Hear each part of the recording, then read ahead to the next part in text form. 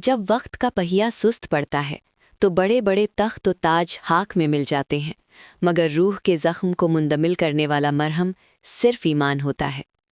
सल्तनत सिकंदरिया की अज़मत का चर्चा 7 समंदर पार तक फैला हुआ था।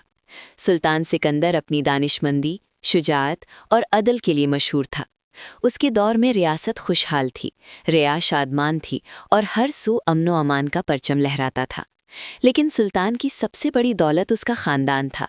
उसकी हसीन व नेक सीरत मलिका फ़रहा, जो उसकी ज़िंदगी की रानी थी, उसका ज़हीन और बहादुर बेटा शहज़ादा आदिल, जो उसके तख्त का वारिस था, और उसकी प्यारी चुलबुरी बेटी शहज़ादी नूर, जो पूरे महल की जान थी, जिसकी मुस्कुराहट पर सुल्तान अपना हर दुख भुला देता था। सुल्तान सिकंदर को अपनी ताकत और अपनी खुशकिस्मती पर कभी कभी नाज होता था। वो अपनी सल्तनत के तूल व अर्ज़, अपनी फ़ौज की बेपनाह क़ुव्वत और अपने भरे ख़जाने पर एक गहरी नज़र डालता तो उसे महसूस होता कि गोया वो ज़मानो मकान का मालिक है। वज़ीर अकबर ख़ान एक उम्र रसीदा सफ़ेद रेश बुज़ुर्ग, जो सुल्तान के वालिद के भी वज़ीर रहे थे, हमेशा सुल्तान को याद दिलाते रहते थे कि ए जहाँ पनाह, ये सब अल्लाह की अता है। बादशाहत और दौलत कभी मुस्तकिल नहीं होती। असल ताकत तो दिल में ईमान की होती है और अमल में अदल व एहसान की। सुल्तान वज़ीर की इज़्ज़त करता था, उनकी बात सुनता था, लेकिन कभी कभी उसे उनकी ये फ़कीराना नसीहतें महज दरवेशी लगतीं। वो अपनी क़ुव्वत के नशे में इस हकीकत को भूल जाता था कि इंसान की तमाम तदबीरें एक लम्हे की इलाही तकदीर के सामने हीच है। एक शाम जब मौसम ख़ज़ां की उदासियाँ उफ़ुक़ पर छाने लगीं थीं, सल्तनत पर एक गैर मरई आफत ने दस्तक दी। शुरू में तो ये मामूली खुश्कसाली लगी। चंद माह बारिश ना हुई तो किसानों के चेहरों पर फ़िक्र की लकीरें उभर आईं। फिर देखते ही देखते खुश्कसाली शिद्दत इख्तियार कर गई। न नदियाँ बहीं, न कुएं पानी से भरे। अनाज की किल्लत होने लगी और रया में बेचैनी फैल गई। सुल्तान सिकंदर ने अपने तमाम माहिरों और हिकमतदानों को जमा किया, बारिश के लिए दुआएं भी करवाईं, लेकिन कुदरत का फैसला कुछ और ही था। अभी ये मुसीबत कम न थी कि एक नई और पुरअसरार बीमारी ने रियासत को अपनी लपेट में ले लिया। ये एक ऐसा बुखार था जो देखते ही देखते इंसान को निढाल कर देता था और चंद ही रोज़ में उसकी सांसों का सफ़र तमाम कर देता था। हकीमों की तमाम दवाओं और तदबीरों को ये मर्ज़ गोया रौंदता चला जा रहा था। हर रोज़ जनाजे उठते, हर घर में मातम बपा होता। सुल्तान का दिल लर्ज़ उठा। उसकी फ़ौज इस मर्ज़ से नहीं लड़ सकती थी, उसका ख़जाना उसकी शिफा नहीं खरीद सकता था। उसने अपनी आँखों के सामने अपने लोगों को मरते देखा और पहली बार उसने अपनी ताकत को बेमानी महसूस किया। लेकिन आफत ने अभी अपना मुकम्मल चेहरा नहीं दिखाया था। एक मनहूस दिन महल में भी इस बीमारी ने कदम रखे। सबसे पहले शहज़ादी नूर, सुल्तान की नन्ही सी जान, की आंखों में सुर्खी उतर आई और उसका नाजुक वजूद बुखार की तपिश से दहकने लगा। मलिका फ़रह का दिल बैठ गया। वो एक लम्हे के लिए भी अपनी बेटी से दूर ना होती। सुल्तान का जिगर भी मुंह को आने लगा। उसने फ़ौरन रियासत के बेहतरीन हकीमों को तलब किया। सोने चांदी के एवज बेहतरीन दवाएं मंगवाईं, लेकिन कुछ भी कारगर ना हुआ। शहज़ादी की हंसी, जो कभी महल में गूंजती थी, अब दर्द भरी कराहों में बदल गई थी। उसका चेहरा जर्द पड़ गया था, आंखों की चमक मांद पड़ गई थी। वज़ीर साहब, मेरी नूर को क्या हो गया है? सुल्तान बेबसी से वज़ीर अकबर ख़ान से पूछता। उसकी आंखों में आंसू तैरने लगते। वज़ीर अकबर ख़ान सर झुकाकर खड़े होते। उनका चेहरा भी गमज़दा था, लेकिन उनकी आंखों में एक अज़्म और ईमान की चमक थी। जहाँ पना, ये अल्लाह की आज़माइश है। हमारी तमाम तदबीरें उसके हुक्म के ताबे हैं। हमें चाहिए कि उससे मदद मांगे, सच्चे दिल से तौबा करें और अपनी हर उम्मीद उस पर रखें। सुल्तान ने कभी खुद को इतना कमज़ोर महसूस नहीं किया था। वो अपने तख्त पर बैठा हुआ, शाही लिबास में मलबूस एक लाचार इंसान था, जो अपनी बेटी की एक कराह पर 1000 बार मर रहा था। वो दिन रात शहज़ादी के सरहाने बैठता, उसके नन्हे हाथ को थामे रहता और उसके लिए दुआ करता रहता। मलिका फ़रह की हालत तो बस खुदा ही जानता था। वो दिन रात अपनी बेटी के लिए कुरान की आयात तिलावत करती, अल्लाह से शिफा की भीख मांगती। उनका चेहरा भी आंसुओं से भीग कर जर्द पड़ चुका था। शहज़ादा आदिल भी अपनी छोटी बहन की हालत देखकर गमगीन रहता। वो अपनी बहन के कमरे के बाहर घंटों खड़ा रहता। उसकी आंखों में भी नमी तैरती रहती, मगर बाप को हिम्मत दिलाने की कोशिश करता। अब्बा जान, अल्लाह बेहतर करेगा, नूर ठीक हो जाएगी।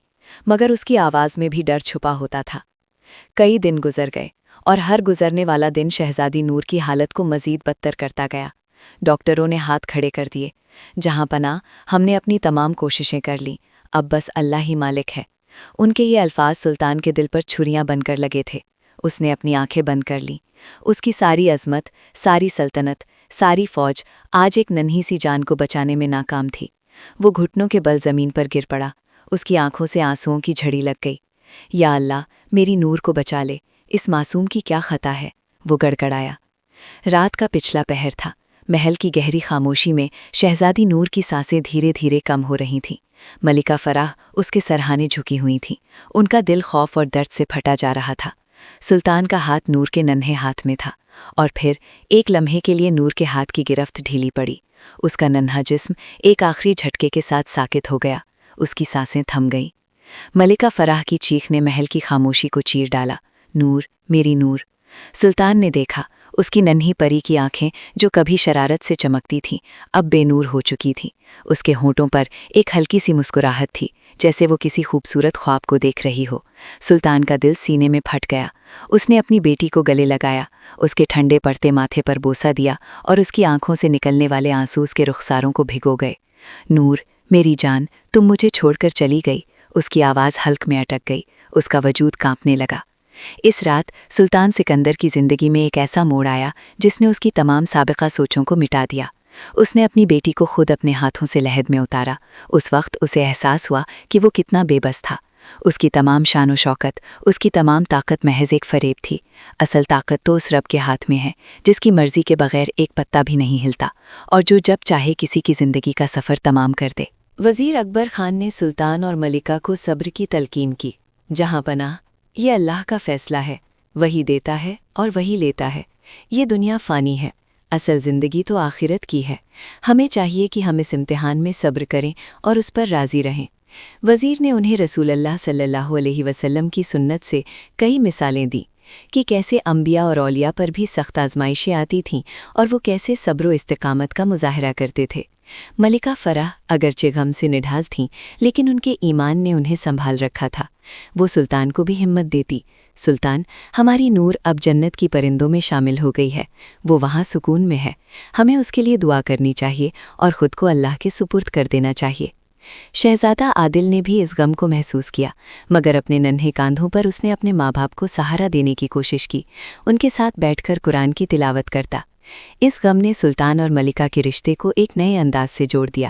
ان کی محبت مزید گہری ہو گئی، وہ ایک دوسرے کا دکھ بانٹنے لگے، ایک دوسرے کو تسلی دینے لگے، اور سب سے بڑھ کر اللہ کی رسی کو پہلے سے زیادہ مضبوطی سے تھامنے لگے۔ سلطان سکندر کی شخصیت میں ایک انقلاب برپا ہو گیا۔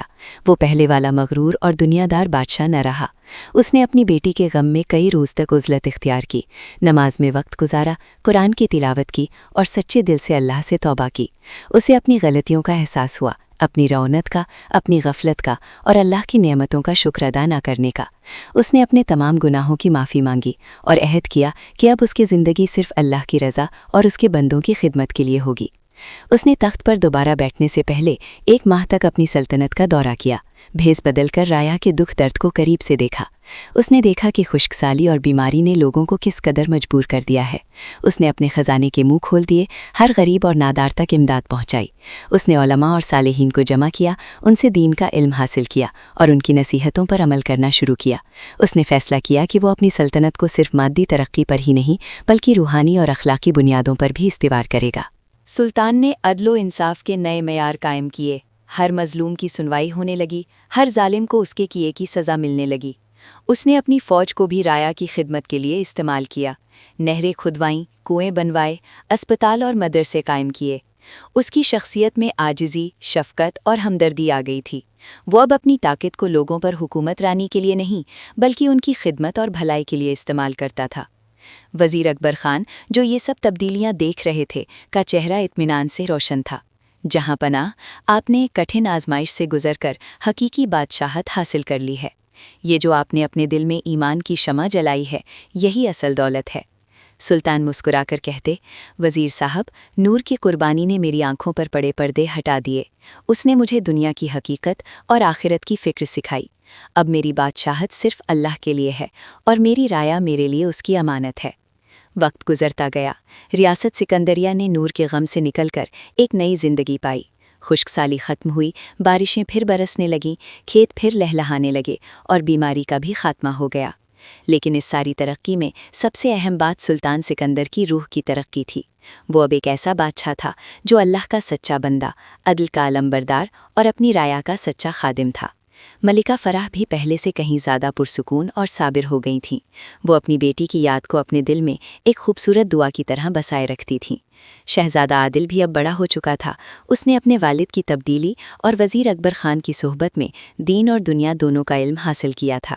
وہ ایک ایسا شہزادہ تھا جس کے دل میں عدل، ایمان اور ہمدردی کی جھلک نظر آتی تھی۔ سلطان سکندر نے اسے اپنی گود میں بٹھا کر کہا تھا، بیٹا، بادشاہت ایک امانت ہے، اس کو صرف اللہ کی رضا کے لیے استعمال کرنا اور ہر حال میں عاجزی اختیار کرنا۔ یاد رکھنا، حقیقی بادشاہ وہ نہیں جس کا تخت و تاج اونچا ہو، بلکہ وہ جس کا دل اللہ کے خوف سے بھرا ہو اور جو اپنی رایا کے لیے غمخوار ہو۔ شہزادی نور کا نام محل میں اب بھی پیار سے لیا جاتا تھا، مگر اب اس کی یاد آنکھوں میں آنسو نہیں بلکہ دل میں ایک گہرے سبق اور سکون کا باعث بنتی تھی۔ سلطان اور ملکہ جانتے تھے کہ ان کی بیٹی کی جدائی اگرچہ ایک عظیم دکھ تھا، لیکن اس نے انہیں اللہ کے قریب کر دیا تھا، ان کی زندگیوں کو ایک نیا معنی دیا تھا اور ان کی سلطنت کو روحانی بنیادوں پر مضبوط کر دیا تھا۔ یوں سلطنت سکندریہ نے نہ صرف خوشحالی اور امن کا دور دیکھا بلکہ ایمان اور اخلاق کا بھی ایک نیا باب رقم کیا۔ سلطان سکندر کی حکومت رانی ایک مثال بن گئی، ایک ایسی مثال جو یہ بتاتی ہے کہ دنیاوی طاقت اور آسائشیں عارضی ہیں اور حقیقی امن، سکون اور کامیابی صرف اللہ کی رضا میں، صبر میں اور انسانیت کی خدمت میں پوشیدہ ہے۔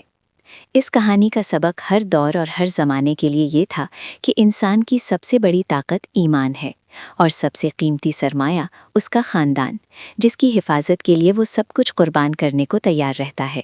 مگر جب اللہ کا حکم ہوتا ہے تو انسان اپنی بے بسی پر شرمندہ ہو جاتا ہے اور اسے سمجھ آتی ہے کہ اصل مالک تو صرف وہی رب ہے، اور یہی وہ مقام ہے جہاں سے ایک عام انسان ایک سچا رہنما بنتا ہے، ایک ایسا رہنما جو صرف حکومت رانی نہیں کرتا بلکہ دلوں پر حکومت رانی کرتا ہے۔